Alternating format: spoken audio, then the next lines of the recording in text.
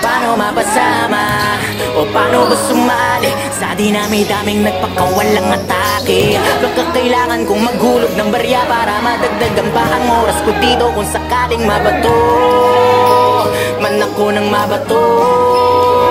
Pag sinabi ko na ititigil ko na to, set up yun para sa'yo, parang Massacre 44, mama sa Panova. Kamusta? Balita ko, kamusta?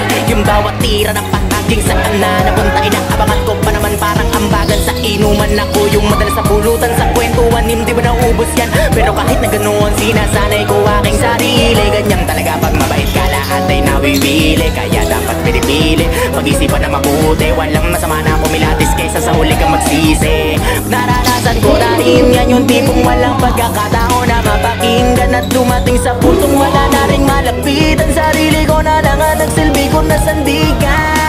Kaya walang may karapatan para sabihin sa'kin na itigil ko na yan. So sasabihin nyo wala akong pakialam dahil nasimulan ko to nung panahong wala kayo, alam nyo yan. Di ko na kailangan pa na paliwanagan, wala na akong magagawa kung saraduhin nyo isipan. Di ko kailangan na ipilit ang sarili ko para sa inyo. Marami na akin na ako na ako lang pumasan. Di ko pinili na lagi na mapadagan. Di ako nasanay sa maling katuwiran, kaya lumakas ang paninindigan na dapat ipanalo ko lahat ng laban. Ganon ako mag-isip, iniwas ako na magpahagit. Mas ginusto magkulong sa silid kaysa sa mundo puno na inggit. Teka baka pwedeng bangin natin to.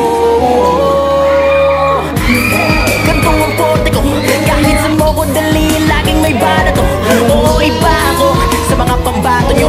Di ako nagyayabang, kaya kong patunayan kung hanggang saan ang kaya kong gawin. Malabong paningin, pero malinaw ang hangaring naisabutin. Mithiin ng pagpako